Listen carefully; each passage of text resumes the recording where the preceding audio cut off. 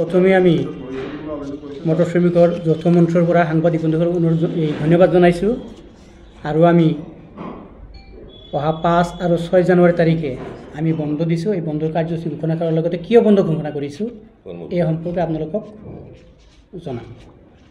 প্ৰথম কথা হ'ল কেন্দ্ৰীয় গৃহমন্ত্ৰী অমিত শ্বাহে হিট এণ্ড ৰান নামেৰে এক বিষয় ভাৰতীয় ন্যায় সংহিতা উত্থাপন কৰে।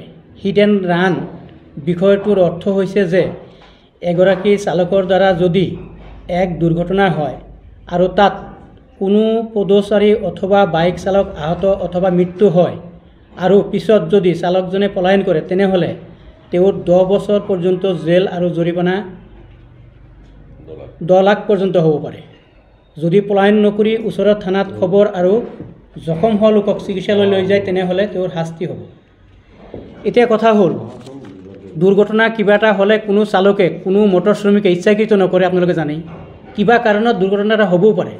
এটা দুৰ্ঘটনা হোৱাৰ পিছত চালকজন যদি তাত ৰখি থাকে, আজিৰ পৰিস্থিতিত বৰ্তমান যিটো নতুন চলিছে, কিবা এটা দুৰ্ঘটনা হোৱাৰ লগে লগে স্থানীয় ৰাইজখিনিয়ে সেই সময়ত সেইজন মটৰ শ্ৰমিকক কিন্তু লগে লগে আক্ৰমণ কৰে, জীৱনৰ সংশয় নামি আহে।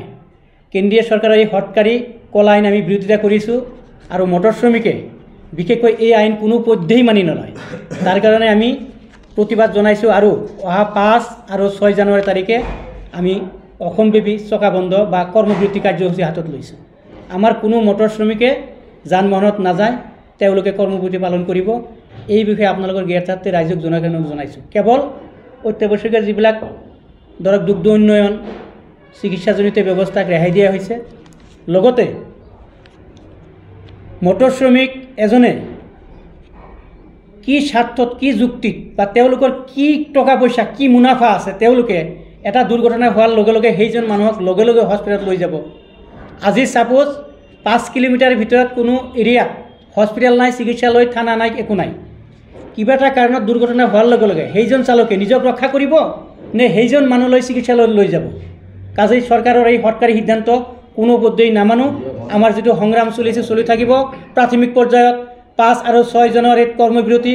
ইয়াৰ পিছত যদি ভাৰত চৰকাৰে এই কলা আইন প্ৰত্যাহাৰ নকৰে, পৰৱৰ্তী পৰ্যায়ত আমি গোটেই অসমব্যাপী বিভিন্ন মটৰ শ্ৰমিকৰ যৌথ আহ্বানত আলোচনা কৰি আমি পৰৱৰ্তী পৰ্যায়ত তীব্ৰ আন্দোলন তীব্ৰতৰ কৰি তুলিম বুলি সিদ্ধান্ত গ্ৰহণ কৰিছোঁ।